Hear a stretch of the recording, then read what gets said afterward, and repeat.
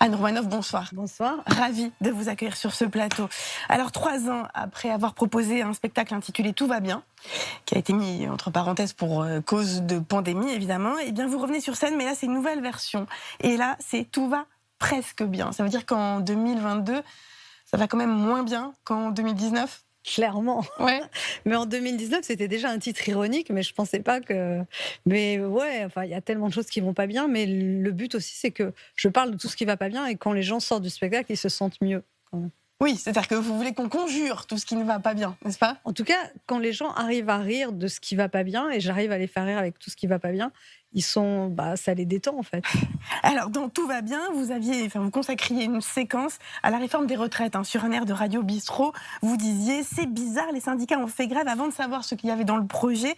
C'était une grève préventive avant qu'ils l'expliquent, mais quand ils l'ont expliqué, on n'a rien compris, disiez-vous. » Alors, pendant cette campagne, Emmanuel Macron s'est dit prêt à adoucir son projet. Et on va écouter ce qu'en a dit ce matin Jean Castex, son Premier ministre. C'était sur RTL. Je tiens compte de ce qui a été. C'était pas clair. La notion d'âge pivot, vous vous en souvenez ? Donc, on est reparti sur des propositions beaucoup plus claires. On va concerter sur un certain nombre de paramètres. L'âge, mais il faudra le reculer. On va discuter quoi ? On va concerter quoi ? Vous commenciez par la concertation. Donc, la question du rythme d'évolution vers ces 65 ou 64 ans. La question dite des carrières longues. La question dite de la pénibilité des métiers. Alors, lui aussi, il dit, c'était pas clair. Mais est-ce que là, c'est plus clair, Anne Romanoff ? Non, ça n'a pas l'air très clair. Non. Mais, Pourtant, vous l'aimez bien, Castex, dans vos oui, dans je vos l'aime chroniques. bien. On sent D'abord, que vous avez une petite tendresse. Oui, je l'aime bien. Et sur scène, je fais rire avec lui. Et notamment, je parle du moment où il s'est fait vacciner. J'ai dit que quand Olivier Véran s'était fait vacciner, c'était torride. On était en plein confinement, tout le monde bavait devant la télé. C'était un moment érotique, en fait, parce qu'il s'était mis torse nu, comme ça. Et je dis que Jean Castex, ça fait pareil 8 jours après. Et ça n'a pas eu le même effet. Et j'ai dit surtout, on ne savait pas que ça existait encore, les tricots de peau. Et là, voilà. Mais donc, quand même, vous avez plutôt une tendresse pour lui, pour toute sa personnalité, son humanisme. Oui, il y a quelque chose comme ça. Oui. Puis je dis qu'avec l'accent, tout passe bien. Que quand il dit on s'achemine vers une 3e vague, on a l'impression qu'on faisait du surf à Biarritz. Enfin voilà, il y a un côté comme ça sympathique. Alors, dans votre dernière chronique dans le JDD, début février, vous avez écrit, je vous cite, humanité, bienveillance, fraternité, ces mots semblent surgir d'un autre temps. Ils ont presque disparu du discours politique, sûrement parce qu'ils ne sont pas assez transgressifs pour l'époque. Vous êtes nostalgique ? Non, je ne suis pas du tout nostalgique, mais c'est vrai qu'on est à une époque très tranchée où il y a beaucoup de violence, et chez les gens, d'ailleurs, pas que chez les... Voilà, et sur les réseaux sociaux, c'est toujours le truc le plus violent qui va prendre le pas sur des propos plus modérés, quoi. Oui. J'enfonce une porte ouverte en disant mais ça. En même temps, vous pouvez en jouer dans vos spectacles avec cette violence-là, non ? Pas forcément. Moi, j'aime bien... je suis assez empathique et, en fait, j'aime bien comprendre les différents points de vue, en fait. Je suis pas dans une violence, justement, non. Non, mais jouer de la violence en la renvoyant les violences les unes contre les autres, etc. Pas trop, je crois. D'accord. Pas. La violence, vous la regardez de loin. Ouais, c'est ça, en fait. Ça. Ouais. Alors, dimanche à 20h, on a eu devant les yeux une affiche, je ne sais pas si vous l'avez trouvée violente ou pas, mais c'est la même qu'il y a 5 ans. Emmanuel Macron face à Marine Le Pen. Ça vous a fait quoi ? On s'y attendait un peu, mais après, il y a eu tellement des propos alarmistes, je sais pas, ça aurait pu être pire aussi. Les scores, vous voulez dire ? Plein de choses auraient pu être pire. Qu'est-ce qui aurait pu être pire ? Non, mais on veut savoir. Mais moi je parle pas de politique, et j'en parle dans mes spectacles. Oui, vous en parlez beaucoup dans vos spectacles. Bien sûr, j'en parle dans mes spectacles. Mais en tant que personne, je trouve très irritant les artistes qui donnent des leçons et qui disent quoi faire. Surtout en ce moment, je pense qu'il y a une vraie rage, une vraie colère qui est réelle quand même. Mais sans donner de leçons, on peut juste donner au fond des états d'âme, d'humeur, de cœur face à ce qui se joue. Moi, ce qui m'a étonné, c'est tous les jeunes que je connais qui ont voté Mélenchon. J'étais assez hallucinée. Beaucoup de gens, de gamins, de jeunes, pardon, mais entre 20 25 ans qui votent Mélenchon, et des gens que j'ai trouvé curieux. Mais je trouve ça bien en même temps qu'ils se mobilisent comme ça. C'est ça qui m'a le plus surpris, en fait. Oui, le vote Mélenchon. Chez les gens que je connais, chez les jeunes, ouais. On va regarder comment, dans votre spectacle Tout va bien, vous évoquez la crise des Gilets jaunes. Les gens étaient énervés, il y en a crié Macron, démission. Mais qui tu mets à la place? C'est plus personne. Il n'y a plus ni gauche ni droite. Il n'y a que lui et la blonde. Non, il faut pas oublier que tu as 11 millions de Français qui ont voté pour Marine Le Pen. 11 millions de Français qui ont peur des barbus mais qui croient encore au Père Noël. Ils étaient persuadés que Marine Le Pen allait débarrasser miraculeusement du chômage, de l'insécurité, de la crise, du terrorisme, de l'euro, des migrants, de Daesh. Mais comment elle pourrait arriver à faire tout ça quand tu vois le mal qu'elle a à se débarrasser d'un vieux de 90 ans? Alors, je ne sais pas si vous avez vu, mais dans le Parisien d'hier, le directeur de campagne adjoint de Marine Le Pen a fait le parallèle entre Marine Le Pen et vous. Il a, je vais le citer. J'ai vu. Voilà, non, mais nos téléspectateurs Pas très flatteur. n'ont pas forcément vu, donc je vais leur lire les déclarations du directeur adjoint de la campagne de Marine Le Pen. On va faire, dit-il, comme Anne Romanoff. Au début de sa carrière, on rigolait parce qu'on la trouvait plouc. Du coup, elle est partie en province, y a remporté du succès et a fini par faire des salles à Paris. C'est un hommage malgré tout, mais en effet demi-teinte parce que l'auteur de l'hommage... Je m'en serais bien passé de ce... Oh, écoute, il raconte ce qu'il veut. Hein. C'est pas tout à fait ça non plus, ma carrière. Mais... C'est quoi votre carrière? Non, je sais pas. En fait, en effet, il y a eu souvent un mépris des gens branchés à mon égard, mais j'ai toujours rempli, et à Paris et en province. Il n'y avait pas de dichotomie Paris-province. Non. Ça, c'est un fantasme de lepéniste. À la fin de votre nouveau spectacle, vous abordez vos origines, vos grands-mères juives d'origine marocaine et russe. Vous parlez au fond de tout ça pour parler de ce que ça veut dire être français. Et c'est la première fois? Alors, j'ai déjà évoqué mes grands-mères, mais là, pour moi, c'était important, surtout par rapport aux prises de position de Zemmour, sur les prénoms, de parler de ça, en fait. Parce que j'ai quand même, sur 4 grands-parents, j'en ai 3 d'origine étrangère, et c'est pas anodin dans ce que je suis et dans ce que je fais, et dans ma manière de faire ce métier. Et à un moment, pour moi, c'est un moment assez émouvant où je les évoque.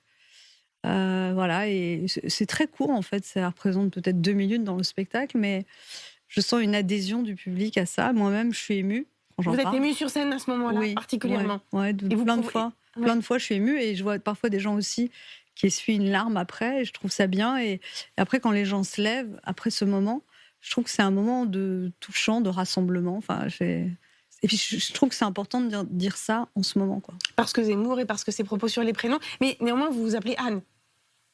Et donc, non, mais ça j'ai un deuxième prénom qui s'appelle Leïla. Ouais, mais je veux dire, Zemmour, il dit quoi? Il dit, voilà, il faut donner des prénoms. Non, mais alors, c'est pas du tout, c'est pas que sur les prénoms, mais c'est sur le fait d'avoir des origines étrangères. Qu'est-ce que ça veut dire? Et d'évoquer aussi tous ces étrangers qui ont fait la France et qui sont venus et qui se sont... voilà, pour moi, c'est important de rappeler que ça existe. En tout cas, moi, c'est mes racines à moi. Et ces origines étrangères, elles sont proches, en fait, parce que quand même, mes 2 grands-mères sont nées dans d'autres pays. Donc, c'est pas rien, en fait. Donc, c'est pas des générations... Non, c'est pas il y a 10 ans, il y a 100 ans, quoi. C'est frais, c'est très frais. Et ça me parle, en fait, moi. Et l'ostracisation des étrangers, c'est quelque chose qui est pour moi compliqué. Enfin, je veux dire, ça me touche et ça me heurte, quoi. Vous allez écrire là-dessus un livre?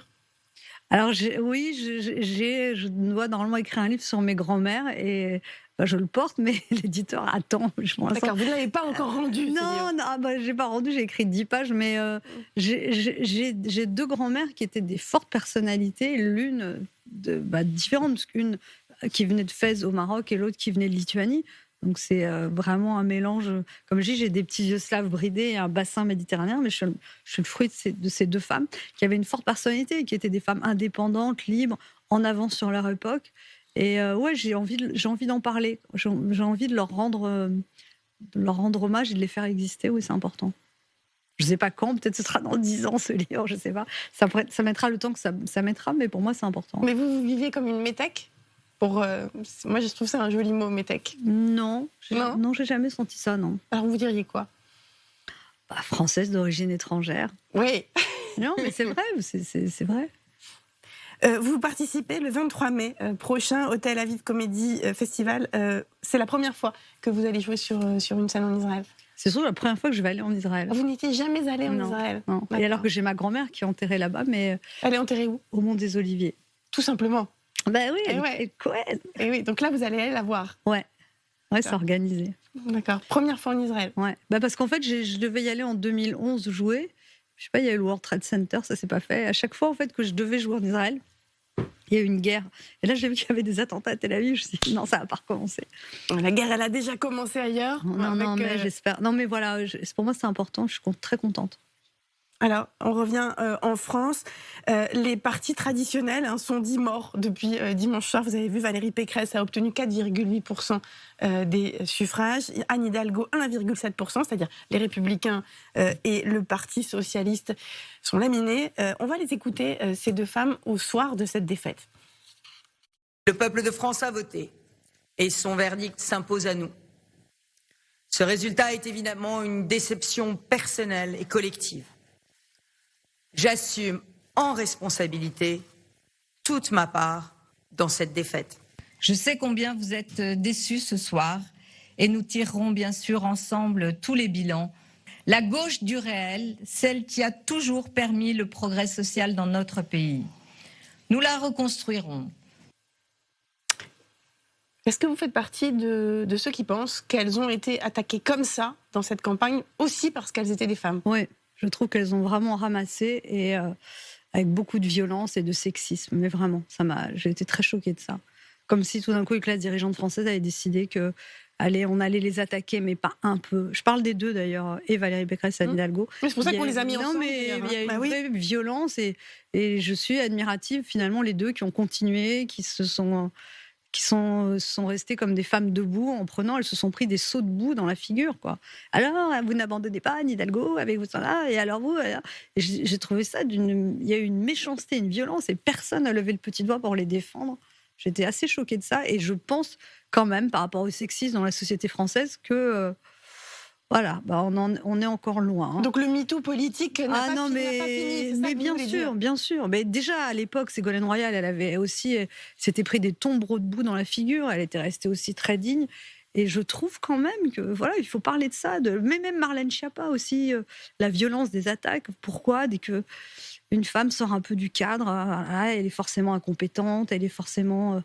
Il y a toujours ce procès en incompétence sur les femmes. Et en hystérie aussi, procès en hystérie. C'est toujours la même histoire. Un homme qui pique une colère, il a du caractère. Une femme qui crie, elle est hystérique, elle est mal baisée, elle est incompétente, elle est nulle, elle n'est pas le niveau, elle n'a pas les épaules, elle n'a pas... Alors, l'autre fois, j'entendais quelqu'un qui parlait des femmes dans les comex, et il disait qu'il proposait des noms, et les gens disaient « Ah bah, elle n'a pas les épaules ». C'est quoi les épaules, en fait ? Je veux dire... Oui, la place des femmes bouge, mais il y a quand même...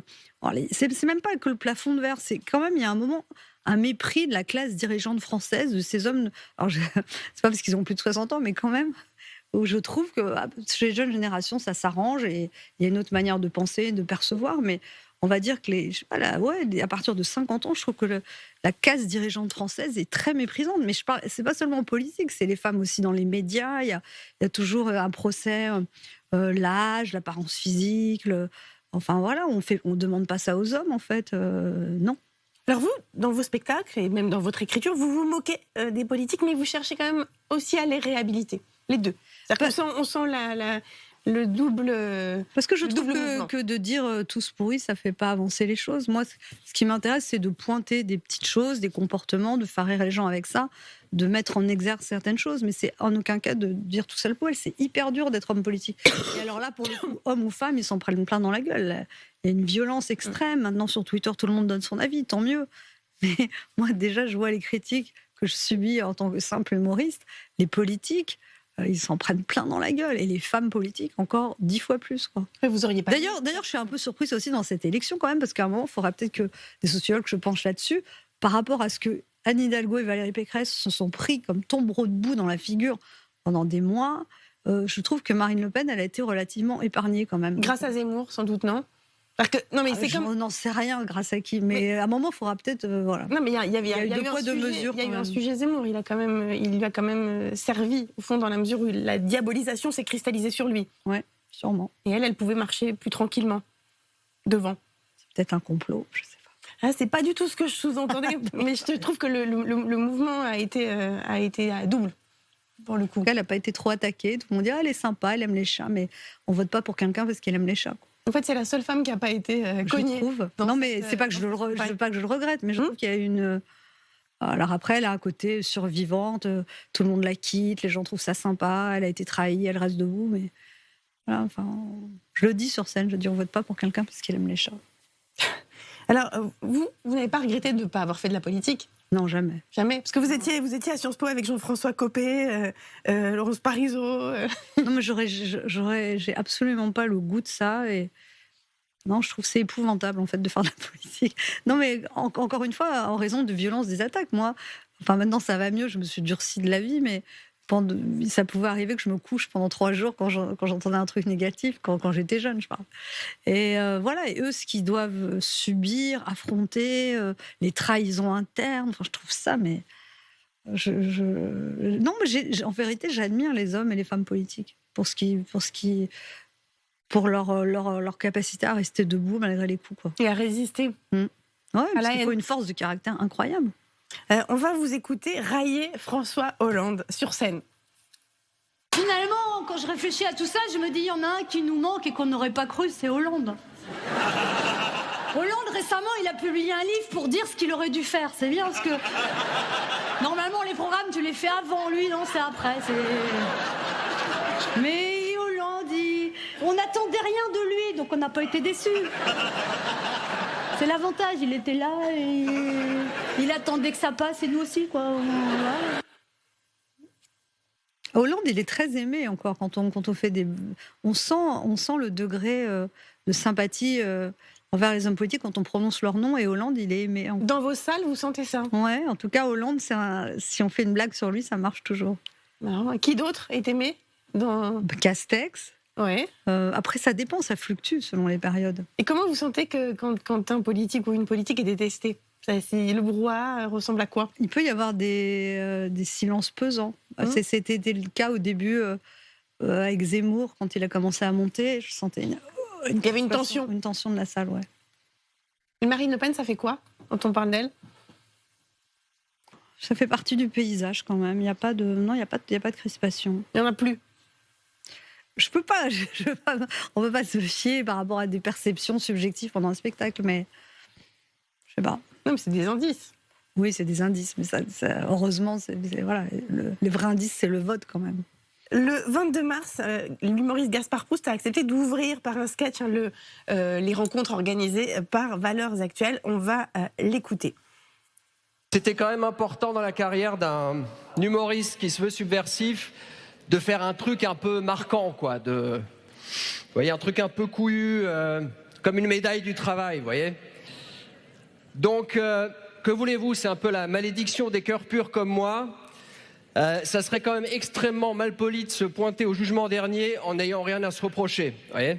J'ai eu des scrupules à venir ici, hein. Franchement, je ne pouvais pas venir sans penser à notre Saint-Père de l'humour, notre Saint-François de la blague, l'immense Pierre Jean-Michel Apathy Desproges, qui disait, mais enfin, est-ce qu'on peut rire de tout avec tout le monde? Alors, la réponse est évidente, ça dépend du chèque.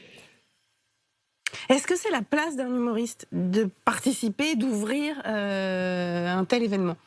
Chacun fait comme il sent, et on est en démocratie, donc c'est sa liberté de le faire. S'il a eu envie de le faire, je ne vais pas juger en lui jetant la pierre. Voilà. Moi, dans ma jeunesse, j'ai déjà joué à la fête de l'UMA. C'était pas pareil. Je sais pas. Enfin, chacun fait comme il sent. Encore une fois, si on commence à s'ériger en juge, c'est la place, c'est pas la place. Qui je suis pour juger? Non, mais vous pouvez avoir, vous, des interdits, en tout cas pour vous-même. C'est pas des interdits, c'est de faire des choses qu'on ressent. Je pense que c'est le plus important dans une carrière d'artiste, pas seulement du bruit, c'est d'être en accord avec soi-même, quoi. C'est ce que j'essaye de faire. Netflix vient de lancer une nouvelle série, ça s'appelle Drôle, hein, c'est écrit par Fanny Herrero. Cette série raconte les coulisses de l'univers du stand-up à Paris. On va regarder la bande-annonce. Un jour, je me suis réveillé, vous étiez tous meilleurs que moi. Toi, tu bouges un sourcil, les gens ils rigolent. Parce que ce matin, au réveil, je me suis regardé dans la glace et je trouvais que j'avais pris un petit coup de gueule. Mais là, franchement, je vous vois, je me dis, ça va. Moi, faire rire les gens, c'est un truc extraordinaire. Alors, c'est qui, le gosse? C'est hyper grand comme tout ce qui me tâte. J'ai longtemps attendu ça. J'ai tellement sacrifié pour ça. Oh, c'est drôle là. C'est chez nous ici en vrai, tu vois. Alors, est-ce que c'est vrai que faire rire les gens, c'est un truc extraordinaire? En tout cas, j'adore cette série. J'ai regardé les 6 épisodes à la suite et je trouve tous les acteurs super touchants. Je trouve ça très réussi. Et j'étais un peu sceptique en me disant, oh là là, qu'est-ce que ça va être, une série sur le stand. Enfin voilà, je me dis, c'est peut-être un peu une private joke, et pas du tout. Je trouve ça très touchant. Voilà, très réussi, bravo. Et maintenant, on accueille Christophe Barbier, qui vient mettre son grain de sel.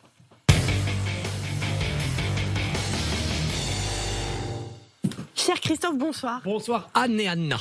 Et voilà. On dirait le titre d'une nouvelle série.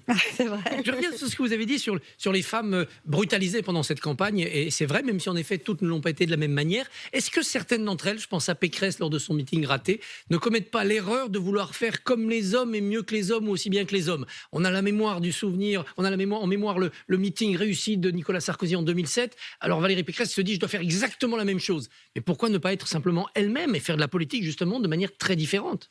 Alors surtout dû se débarrasser de Ciotti beaucoup plus vite. Mais... c'est mon avis, on m'a pas demandé. Mais... Je pensais que c'est ça qui l'a entraîné vers une droite qui n'était pas la sienne. Parce que j'ai l'impression qu'elle n'était pas vraiment elle-même. Et j'ai trouvé très beau son discours de défaite. Je trouve que c'est son meilleur discours, mais c'est un peu dommage, c'était après les élections. Alors Éric Zemmour, il a une réponse toute simple pour ça. Il dit, le pouvoir, c'est pas pour les femmes. C'est depuis les temps préhistoriques ancré dans l'idée de la force, de la puissance, de la verticalité, le père qui protège, le mari qui va à la chasse. Donc les femmes, faites tout ce que vous voulez, mais pas le pouvoir. Vous répondez? Fuck Zemmour. Très bien. Bah, d'ailleurs, Zemmour, moi j'ai la nostalgie de vos menus dans le JDD.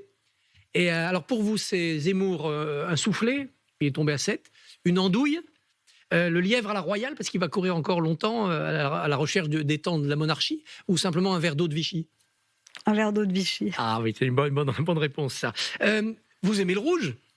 On partage, oui, mais ça. je mets plus de rouge sur scène. Non, vous êtes désintoxiqué, contrairement à moi. Ouais. Là-dessus. Mais les couleurs vives quand même, hein. Oui, j'aime bien les couleurs vives, mais j'avais envie de changer à un moment, c'était un peu étouffant ce rouge tout le temps. Très bien, je vous le confirme. Mais Christophe ne va pas changer tout de suite. Non. Mais le rouge, c'était Mélenchon aussi dans cette campagne. Le succès de Mélenchon, ça vous inspire quoi? C'est quoi? C'est la France des colères? Il est en tête chez les jeunes. Qu'est-ce que ça nous dit? Enfin, moi, je connais beaucoup de jeunes qui ont voté Mélenchon et c'est surprenant. On m'aurait demandé, j'aurais pas cru ça, mais je trouve qu'il y a en tout cas une sincérité chez les électeurs et un vrai soutien qui est profond. Et il a déclenché ça parce qu'il est authentique depuis longtemps. En tout cas, il y a plein de gens qui se sont reconnus d'une manière. Il parle aux tripes en fait. Et ça manquait peut-être aussi ça dans cette élection. Les gens qui vont au spectacle, les gens qui vont voir vos spectacles, c'est aussi pour oublier la réalité de leur vie. Mais vous sentez que cette France-là, elle pourrait demain faire une révolution ou qu'on en a passé l'âge? Une révolution? Quelle révolution? Type 1789 quoi, ou 1848. J'en sais rien, moi. Vraiment, c'est vous l'analyse politique, Christophe, c'est pas moi. Est-ce que les gens viennent vous dire qu'ils ont une colère à soigner et qu'ils la soignent par le rire? Non, mais moi, on me dit pas ça. En fait. On me dit, on a oublié tous nos soucis, merci. Non, c'est plus ça.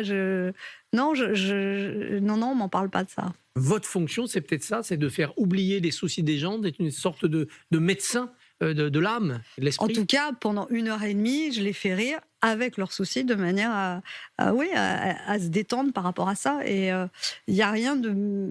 Encore, on ne fait pas rire avec le bonheur, on fait rire avec les problèmes. Donc en fait, j'arrive à prendre certains problèmes et à arriver à faire rire les gens avec ça. Mais ce n'est pas simple, forcément. Par exemple, au moment quand on était au cœur de l'épidémie, c'était très très difficile de plaisanter là-dessus. Maintenant qu'il y a du recul, il y a tout un passage dans le spectacle où je parle des masques, des tests, des vaccins, et les gens rigolent énormément, quoi. On exorcise un peu ce qui s'est passé. Quand on regarde votre métier, particulièrement ce métier du seul en scène, vous n'avez pas l'impression qu'on est rentré dans une économie du spectacle où ça va être beaucoup plus difficile pour les jeunes de durer, parce qu'on les prend très nombreux, on les sélectionne, on en fait monter quelques-uns, on les use jusqu'à la corde, et puis après ils passeront à autre chose? Oh, je crois pas. Je pense qu'il y a un foisonnement en ce moment dans les stand-up, dans les jeunes humoristes. Il y a plein de créativité, il y a plein de gens géniaux. Après, il y en a qui vont aller vers autre chose. C'est qu'un tremplin pour certains. Ils vont faire que du cinéma. Il y en a qui vont durer. Mais c'est pas quand vous dites on les use, on machin. Je pense que maintenant les artistes, en tout cas les humoristes, ils sont partie prenante de ce qu'ils font. C'est-à-dire ils écrivent, ils font des vidéos sur Internet. Ils sont pas du tout dans les dans les mains d'un producteur comme ça pouvait être le cas avant. Ils sont beaucoup plus autonomes dans leur manière de choisir, de décider ce qu'ils font, d'exister. Il y a mille et une manières d'exister aussi pour un humoriste. Il y a les réseaux sociaux, il y a Twitter, il y a TikTok, il y a Instagram. Donc il y a plein de manières. En fait, il y a des gens qui font des courtes vidéos, qui se filment tous les jours, qui trouvent un public comme ça, après remplissent des salles. D'autres qui n'ont pas vocation à remplir des salles non plus. Enfin voilà, il y a mille et une manières d'exercer et je trouve ça bien, ce foisonnement. Vous avez cette origine russe, c'est compliqué aujourd'hui?